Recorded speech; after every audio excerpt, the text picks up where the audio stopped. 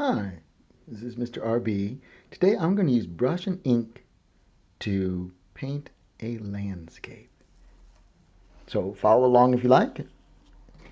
And here's what I'm going to use. I have some water. Mine is getting a little on the light gray side because I've been using it this afternoon. I have a black tempera cake, which I'll use for my ink. It's not the same as genuine brush ink, but in our setting it works out really well for us. And then I need a wash brush. And I like how this one comes to a nice smooth point. It's already damp because I've been working. I'm going to start with a very light gray. And I'm going to start my scene with painting the distant bank across some water.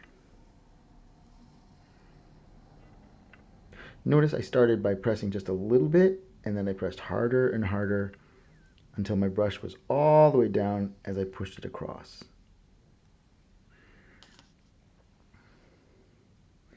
I'm going to make some evergreen trees. I'm going up one side of them. And now up the other. I think they need to be a little pointier. My water is actually gray enough that I'm just keeping it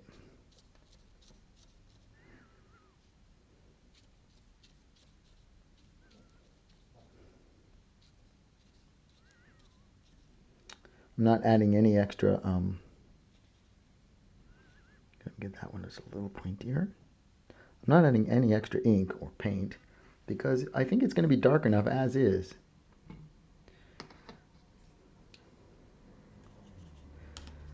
I'm going to add some mountains in the distance, some hills, again sort of like the bank, except I'm pushing up, getting a little. I'm going to go on the other side of my trees. I'm using the brush and the brush marks to make my shapes rather than draw them in lines and then fill them in as I might do with other painting styles. Here I'm using the marks that the brush makes as the shapes and then combining those brush mark shapes to make objects in my scene.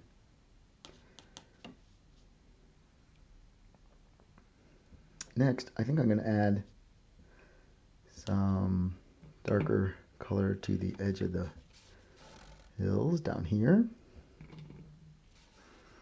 just to get some base, like the base of the mountains. And I want to get some tree trunks. I'm going to start with just the tip. I got a little, ooh, that was still really wet. And then end almost like it was, almost like the way I did those flower stalks earlier today.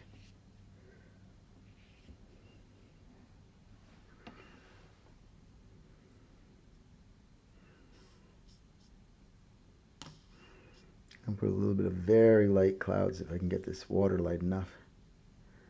Just want a little cloud coming through there. I'm going to come back to the clouds in a few minutes, but I want to let them dry a little bit because I want to put some darker lines around the edge, and I don't want the dark to completely blur in with the light patches that I painted in just now. Well, I'm going to get some a little more edge down there on the, oops.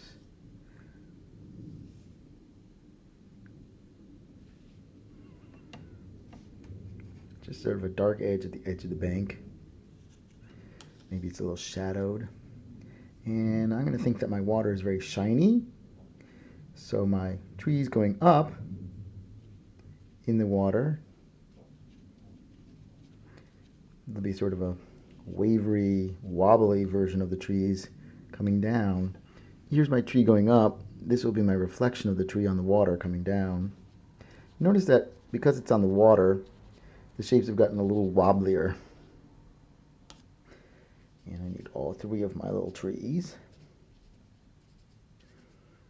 The stiller the water, the more crisp and true the reflection. And if the water is got wind going over it, it would be more wavery.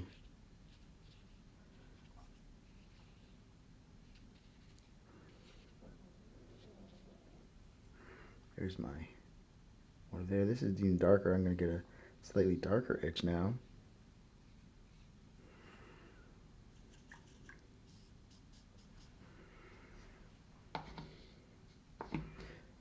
Remember I said I wanted to go back into those clouds? I just want to add some areas that will capture some of this white paper and make it seem like it's part of the cloud.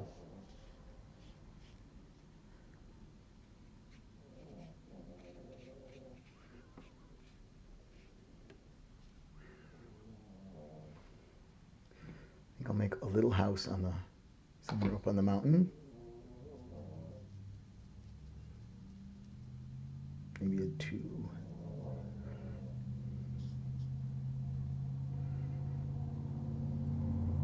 I'm getting the brush tip darker and hoping that the paper there is dry enough that I can add some line details without having them get completely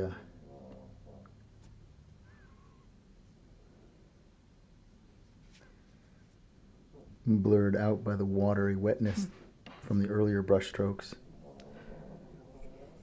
I'm going to add a few swirls on the water,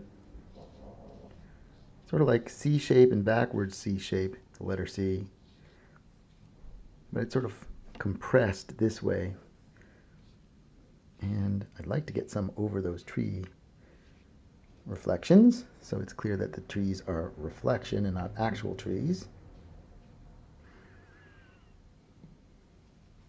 I'm going to make a little bit of rock over here.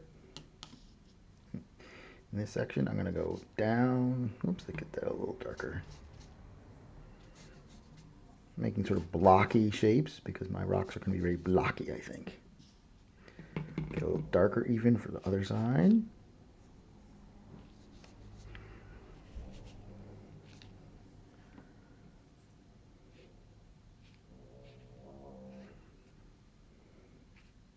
Get some rocks there.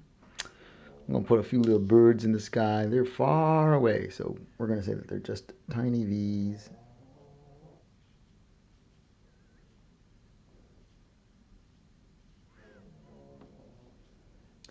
And that means there's upside down ones in the water then. I could put those in there.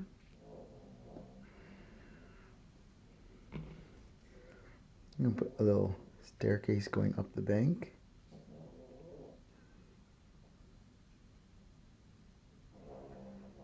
To help people come down and see the water. And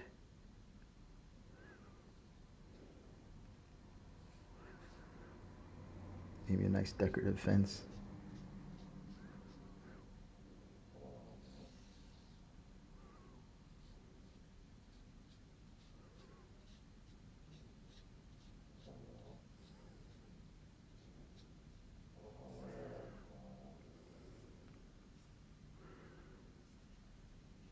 I'm going to make those pine trees a little darker.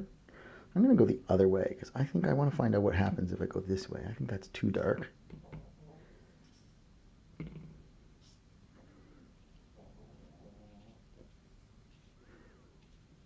I kind of like that.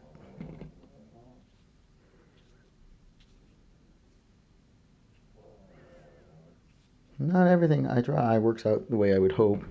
Sometimes it surprises me, and I like it better than what I've been thinking. Sometimes it's not at all what I thought it would be. That's okay. That's why we make more pieces of paper.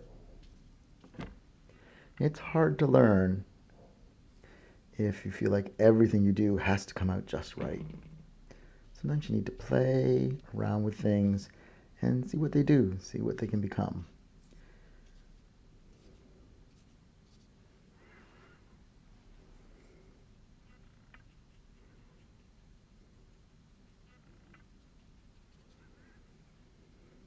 Put some of the flowers there maybe.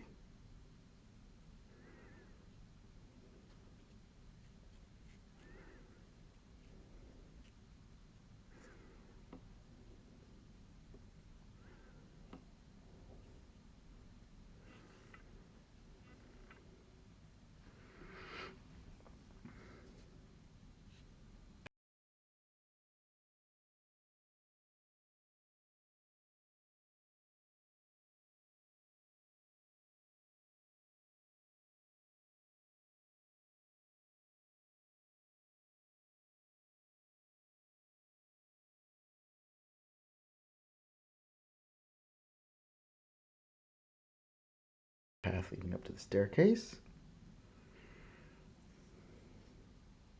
Let's give them a nice chimney so they can stay warm in the winter. And a few more neighbors. The farther back they go, the less detail and the paler they get. The bolder black lines definitely come forward more, and that'll seem like houses that are closer, and that's kind of nice.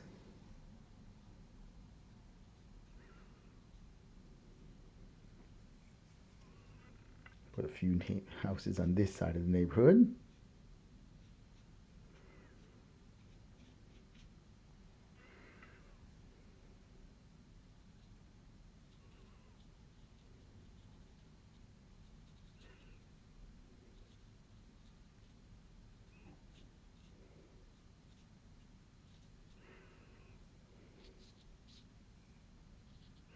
Put a little grass going up there. Some of this, like this one over here, you can see it looks like a dry brush stroke, and that can be very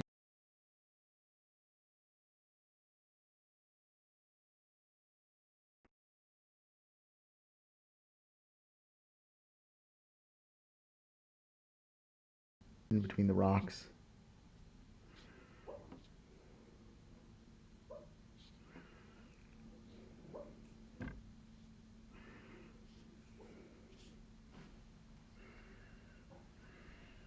There you go. There's a nice little landscape for an afternoon.